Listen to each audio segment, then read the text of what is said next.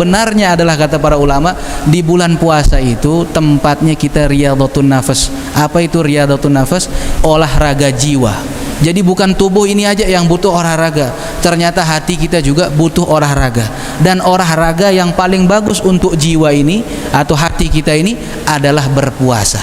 Kalau sudah berpuasa tubuh ini, maka sekujur tubuh kita ini akan kenyang. Apa maksudnya kenyang?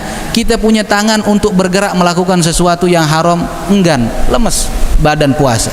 Mulut kita yang banyak bicara kalau sudah yang namanya puasa, lemes, tidak ada tenaga lagi buat berbicara. Mau pergi jalan untuk duduk-duduk, misalkan nongkrong-nongkrong, ngopi-ngopi, mendengar sesuatu yang tidak baik, karena berpuasa lemes, tidak ada tenaga. Kenyang kita punya anggota tubuh.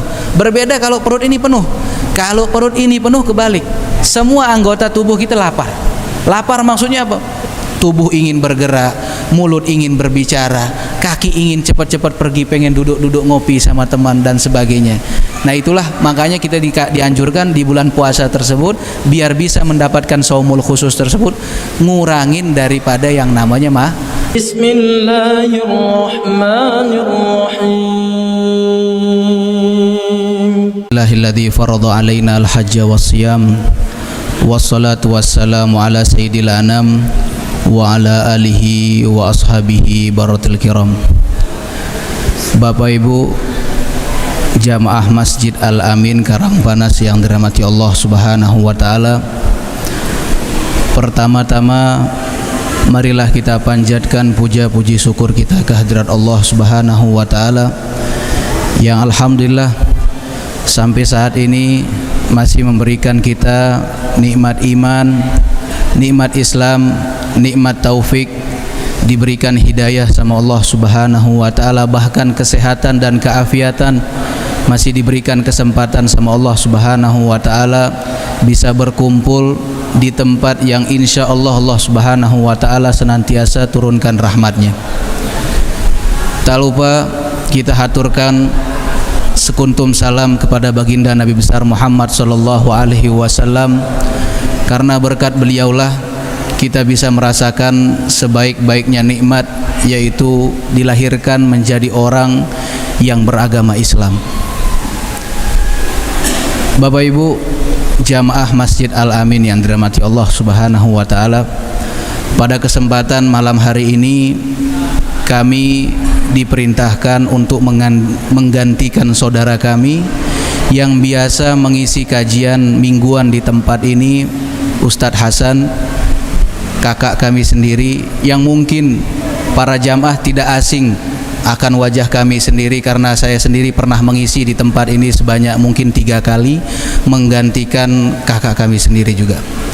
Karena Ustadz Hasan ada urusan yang lain, ada halangan, maka kami pun diminta untuk menggantikan proses penutupan majlis di Masjid Al-Amin, yang nanti setelah ini kita akan sama-sama membaca Al-Quran, membaca khutmul Quran, yang insya Allah menjadi sebab turunnya rahmat di kampung ini, menjadi sebab turunnya rahmat bahkan umuman untuk Lombok secara umum, untuk Indonesia mungkin semuanya, agar kita punya negara ini, khususnya kampung ini, Lombok yang kita cintai ini, senantiasa dijaga sama Allah Subhanahu wa taala daripada yang namanya malapetaka, dijauhkan daripada yang namanya bala bencana, kita punya keluarga diberikan kesehatan, keafiatan, dijaga sama Allah Subhanahu wa taala, selalu dalam keadaan sehat walafiat.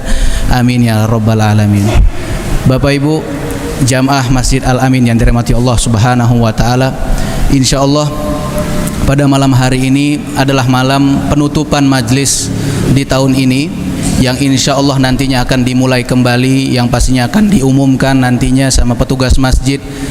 Dan kita doakan Ustadz Hasan selalu dalam keadaan sehat walafiat, dipanjangkan umurnya, dilancarkan segala urusannya sama Allah Subhanahu wa taala, biar terus dalam keadaan istiqomah menyampaikan daripada pesan-pesannya Allah Subhanahu wa taala dan baginda Nabi besar Muhammad sallallahu alaihi wasallam.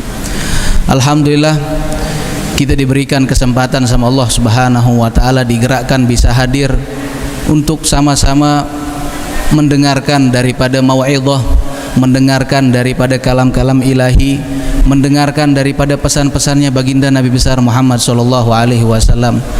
Tanpa terasa Bapak Ibu, sebentar lagi kita akan masuk daripada yang namanya bulan suci Ramadan, dan paling afdolnya bulan yang dimana di bulan tersebut dilipat gandakannya ibadah sebanyak 1 kali fardu, Allah lipat gandakan sebanyak 70 kali. 1 kali daripada kita melaksanakan kesunahan, Allah lipat gandakan sebanyak 1 kali fardu. Apa kata baginda Nabi besar Muhammad sallallahu alaihi wasallam? Man taqarraba ilallahi fi Ramadan udilat lahu bi 70 fariidatan wa man taqarraba ilallah bin nawafil udilat lahu fariidatan. Kata Allah Subhanahu wa taala melalui lisannya Nabi sallallahu alaihi wasallam, siapa-siapa yang beribadah di bulan suci Ramadan 1 kali melaksanakan kefarduan, maka akan dilipat gandakan sama Allah Subhanahu wa taala sebanyak 70 kali. Dan siapa yang melaksanakan kesunahan di bulan suci Ramadan, Allah berikan pahala kefarduan sama pahalanya seperti kita melakukan sholat fardu atau pahala fardu, pahala wajib di selain bulan Ramadan. Itu kekhususan daripada yang namanya bulan Ramadan ini. Jadi makanya sayang kalau kita tidak memanfaatkan kesempatan di bulan suci Ramadan ini untuk memperbanyak daripada yang namanya ibadah. Bapak Ibu yang dirahmati Allah Subhanahu wa taala, dan kekhususan daripada bulan Ramadan ini, mengapa ditutup majlis ini dengan yang namanya pembacaan Al-Qur'an? Karena bulan suci Ramadan tersebut adalah tempat diturunkan atau waktu diturunkannya Al-Qur'an sama Allah Subhanahu wa taala dari Lauhul Mahfuz ke Baitul Izzah namanya. Allah Subhanahu wa taala menurunkan melalui perantara Sayyidina Jibril di bulan suci Ramadan Al-Quran tersebut secara keseluruhan diturunkan sama Allah Subhanahu wa taala dari Lauhul Mahfuz menuju tempat yang namanya Baitul Izzah. Kapan itu? Di bulan suci Ramadan. Kata Allah Subhanahu wa taala di dalam Al-Quran, Syahrul Ramadan alladzi unzila fihil Quran. Di bulan suci Ramadan inilah yang akan datang, ya, bulan suci Ramadan itu tepatnya bulan di mana diturunkannya Al-Qur'an secara keseluruhan sama Allah Subhanahu wa taala. Kapan waktunya? Tepatnya pada malam Lailatul Qadar. Apa kata Allah Subhanahu wa taala di dalam ayat yang lain? Inna anzalnahu fi lailatul qadr. Allah Subhanahu wa taala turunkan Al-Qur'an tersebut secara keseluruhan pada bulan suci Ramadan dan tepatnya pada malam Lailatul Qadar. Allah Subhanahu wa taala turunkan dari Lauhul Mahfuz menuju tempat yang namanya Baitul Izzah. Baru kemudian Allah Subhanahu wa taala turunkan secara sedikit-sedikit, perlahan-perlahan, yang dimana melalui Sayyidina Jibril. Prosesnya menuju Nabi SAW kurang lebih memakan waktu 23 tahun. Nabi SAW pertama kali menerima wahyu di umur 40 tahun dan Nabi SAW meninggal dunia di umur 63 tahun. Jadi kurang lebih selama 23 tahun Al-Quran tersebut diturunkan sedikit-sedikit sama Sayyidina Jibril menuju baginda Nabi besar Muhammad SAW selama kurang lebih prosesnya 23 tahun. Adapun Quran diturunkan secara keseluruhan dari Lauhul Mahfuz sama Allah Subhanahu wa taala ke tempat yang namanya Baitul Izzah, itu terjadi di bulan suci Ramadan tepatnya pada malam Lailatul Qadar. Kemudian baru proses diturunkan sedikit-sedikit sama Allah Subhanahu wa taala melalui perantara Sayyidina Jibril menuju baginda Nabi besar Muhammad SAW, kurang lebih memakan waktu selama 23 tahun lamanya. Jadi kalau ada yang bertanya kapan diturunkan Al-Qur'an? Al-Qur'an turun di bulan Ramadan, tepatnya di bulan di malam Lailatul Qadar, dan prosesnya ketika turun kepada baginda Nabi besar Muhammad SAW itu adalah sedikit-sedikit selama 23 tahun. Adapun diturunkan secara keseluruhan sama Allah Subhanahu wa taala ke tempat yang namanya Baitul Izzah, ada tempat ditaruh di atas langit sama Allah Subhanahu wa taala namanya Baitul Izzah, langit daripada langit-langitnya bumi. Dari Lauhul Mahfuz, Lauhul Mahfuz itu artinya ibarah atau gambaran daripada papan tempat dicatatnya segala sesuatu. sama Allah Subhanahu wa taala, di antaranya adalah Al-Qur'an, kalamnya Allah Subhanahu wa taala. Ketika dicatat Al-Qur'an itu secara keseluruhan, baru kemudian diturunkan sama Allah Subhanahu wa taala ke tempat yang namanya Baitul Izzah pada malam Lailatul Qadar di bulan suci Ramadan. Baru diturunkan kepada Nabi sedikit-sedikit oleh Sayyidina Jibril selama kurang lebih proses 23 tahun. Jadi sayang Bapak Ibu, kalau kita tidak manfaatkan di bulan suci Ramadan, kita dilipat gandakan sama Allah Subhanahu wa taala. Ibadah satu kali kefarduan Allah lipat gandakan sebanyak 70 kali, dan satu kali kesunahan Allah lipat gandakan diganti dengan satu kefarduan di lain daripada bulan suci Ramadan. Bapak Ibu yang dirahmati Allah Subhanahu wa taala, oleh karenanya Imam Ghazali mengatakan bahwasanya puasa di bulan suci Ramadan ini dibagi menjadi 3. Ada puasa yang dikatakan namanya saumul umum, puasanya orang pada umumnya. Ada derajat yang kedua namanya saumul khusus, puasanya orang-orang soleh, puasanya kekasih-kekasihnya Allah Subhanahu wa taala. Terakhir ada namanya saumul khususul khusus, ada derajat puasanya para wali-walinya Allah Subhanahu wa taala, orang-orang yang sudah diberikan derajat tinggi sama Allah Subhanahu wa taala. Apa itu namanya saumul umum? Saumul umum yaitu puasa secara umum, orang semua melakukan puasa tersebut, orang Islam semua melakukan puasa tersebut, yaitu puasa yang kita menjaga diri kita dari segala sesuatu yang bisa membatalkan puasa. Kita puasa menahan lapar dan haus, itu namanya puasa umum, secara umum. Menahan lapar dan yang namanya dahaga kita tahan, itu namanya puasa secara umum. Semua orang Islam merasakan perkara itu. Tapi ada yang namanya saumul khusus. Apa itu saumul khusus? Yaitu adalah ketika seseorang mampu menjaga sekujur tubuhnya daripada perkara-perkara yang dilarang sama Allah Subhanahu wa taala. Dia jaga matanya daripada melihat yang tidak-tidak. Dia jaga daripada lisannya daripada berbicara yang tidak-tidak. Dia jaga daripada telinganya dari hal yang tidak-tidak. Inilah yang dikatakan saumul khusus. Orang yang mampu berpuasa seperti itu, dia jaga sekujur tubuhnya daripada hal-hal yang dilarang sama Allah Subhanahu wa taala, maka dia termasuk daripada orang-orang yang berpuasa seperti kekasih-kekasihnya Allah Subhanahu wa taala. Ada lagi derajat yang paling tinggi, derajat kekasih-kekasihnya Allah Subhanahu wa taala, yaitu saumul khususul khusus. Apa itu saumul khususul khusus? Puasa yang paling dikhususkan, yaitu adalah puasa orang-orang yang tidak ada sama sekali pikirannya daripada yang namanya dunia. Bahkan sampai kata mereka mengatakan, kekasih-kekasihnya Allah Subhanahu wa taala ini kita nggak ngerasain, tapi mereka yang sudah merasakan karena sudah begitu dekatnya sama Allah Subhanahu wa taala. Apa kata mereka? Kalau sampai ada di pikirannya daripada yang namanya perkara dunia, niscaya mereka sudah batal puasanya. Kalau kita batal puasanya kalau makan minum, tapi mereka enggak. Kalau sampai mikirin dunia sedikit saja, mereka menyangka bahwasanya puasa mereka sudah batal. Ini puasanya siapa? Puasanya kekasih-kekasihnya Allah Subhanahu wa taala. Puasanya kekasih-kekasihnya Allah Subhanahu wa taala. Sama Imam Ghazali kita dikasih resep bagaimana caranya biar minimal bisa nyampe derajat nomor 2, yaitu puasanya saumul khusus, puasanya kekasihnya Allah, puasanya orang-orang soleh, puasanya orang-orang dekat sama Allah Subhanahu wa taala. Ada 6 cara bagaimana cara kita bisa mendapatkan puasa tersebut. Jangan kita puasa seperti layaknya orang berpuasa pada umumnya, cuma nahan lapar dan dahaga saja.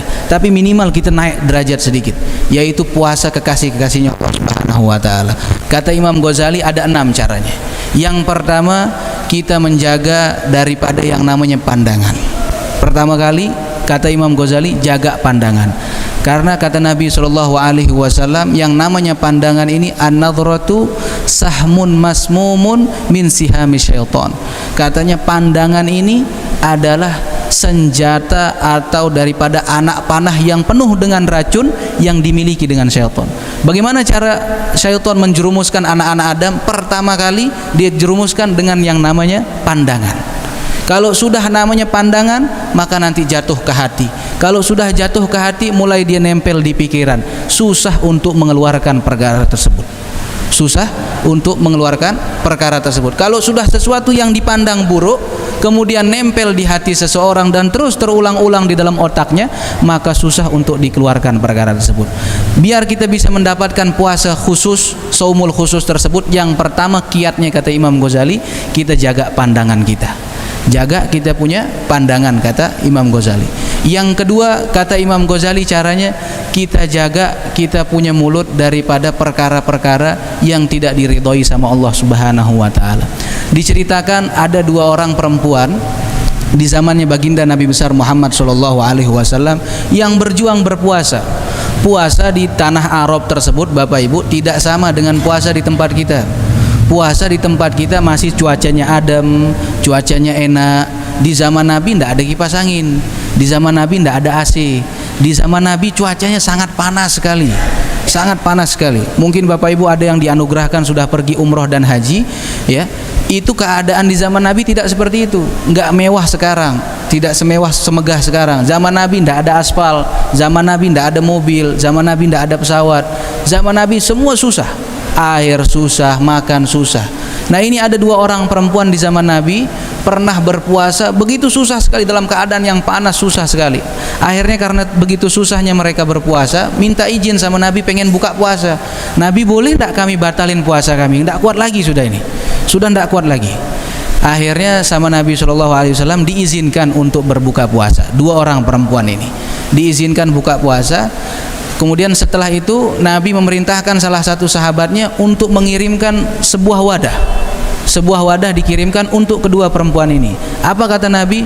Suruh kedua perempuan ini memuntahkan apa yang pernah dia makan. Disuruh muntahin sama Nabi SAW.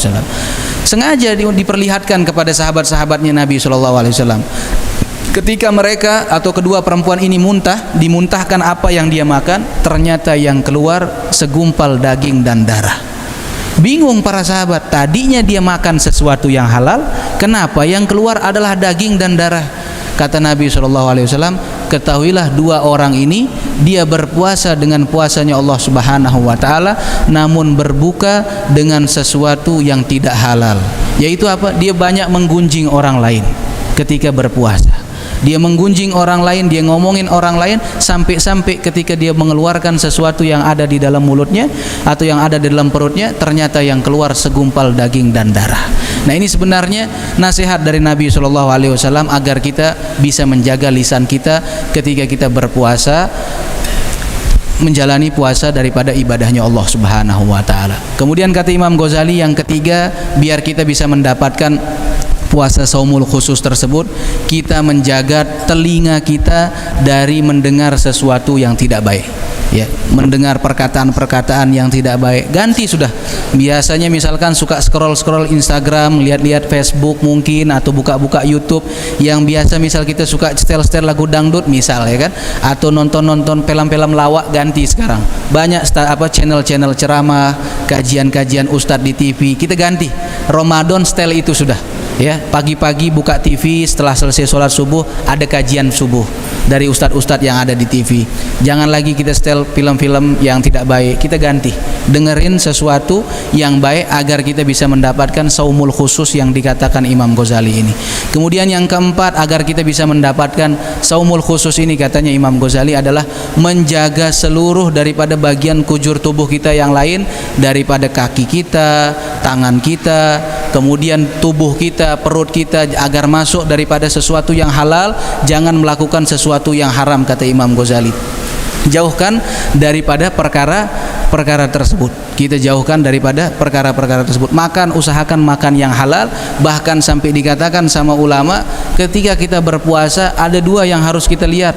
Apa itu? Apa yang masuk di dalam perut kita, atau di mana tempat kita berbuka. Apa yang masuk di dalam perut kita, dan atau di mana tempat kita berbuka. Kalau kita berbuka, usahakan cari tempat berbuka yang halal. Ketika berbuka, gunakanlah sesuatu yang benar-benar halal, kata para ulama. Nah, itulah, ini 4 perkara untuk kita bisa mendapatkan saumul khusus tersebut. Yang kelima, kata Imam Ghazali, untuk menyingkat waktu, sebentar lagi kita bakal baca Quran. Yang kelima adalah untuk kita bisa mendapatkan saumul khusus ini, kurangi daripada yang namanya banyak makan, kata Imam Ghazali. Kalau kita kebalik, pas bulan puasa hidangannya makin banyak. Yang biasa kita tidak makan di bulan lain, di bulan puasa kita makan. Yang biasanya hidangannya itu tersebut ada mungkin 2-3 macam lauk, kalau bulan puasa ada 10 macam. kalau di bulan puasa. Tapi yang benarnya adalah kata para ulama, di bulan puasa itu tempatnya kita riyadhatun nafas. Apa itu riyadhatun nafas? Olahraga jiwa. Jadi bukan tubuh ini aja yang butuh olahraga, ternyata hati kita juga butuh olahraga. Dan olahraga yang paling bagus untuk jiwa ini atau hati kita ini adalah berpuasa. Kalau sudah berpuasa tubuh ini, maka sekujur tubuh kita ini akan kenyang. Apa maksudnya kenyang? Kita punya tangan untuk bergerak melakukan sesuatu yang haram, enggan, lemes badan puasa. Mulut kita yang banyak bicara kalau sudah yang namanya puasa, lemes, tidak ada tenaga lagi buat berbicara. Mau pergi jalan untuk duduk-duduk, misalkan nongkrong-nongkrong, ngopi-ngopi, mendengar sesuatu yang tidak baik, karena berpuasa lemes, tidak ada tenaga. Kenyang kita punya anggota tubuh. Berbeda kalau perut ini penuh. Kalau perut ini penuh, kebalik. Semua anggota tubuh kita lapar. Lapar maksudnya apa? Tubuh ingin bergerak, mulut ingin berbicara, kaki ingin cepat-cepat pergi, pengen duduk-duduk ngopi sama teman dan sebagainya. Nah itulah makanya kita dianjurkan di bulan puasa tersebut, biar bisa mendapatkan saumul khusus tersebut, ngurangin daripada yang namanya makan. Dan yang keenam terakhir, agar kita bisa mendapatkan saumul khusus tersebut, setiap kita berbuka puasa selalu dalam hati kita tanamkan penuh rasa takut, diterima apa tidak puasa kita sama Allah Subhanahu wa taala. Jangan sampai kita jadi orang-orang yang dikatakan baginda Nabi besar Muhammad sallallahu alaihi wasallam, kam min shaimin laisa lahu min siyamihi illa ju' wal atash. Jangan sampai kata Nabi sallallahu alaihi wasallam kita menjadi golongan-golongan orang-orang yang berpuasa tapi tidak dapat apa-apa. Yang dia dapat hanya sekedar lapar dan menahan haus daripada dahaganya tersebut. Jangan sampai kita termasuk orang-orang tersebut, kata baginda Nabi besar Muhammad sallallahu alaihi wasallam. Semoga 6 perkara ini Bapak Ibu kita bisa amalkan masing-masing. Ini nasihat pribadi buat kami sendiri.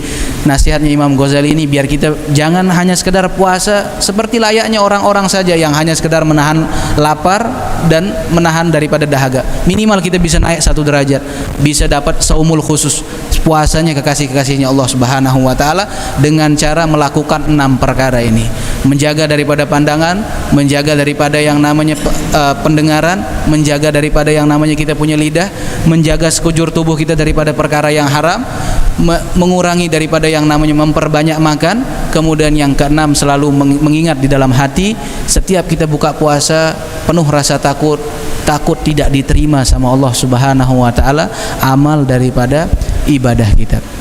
Mungkin ini saja yang bisa disampaikan Bapak Ibu untuk mempersingkat waktu.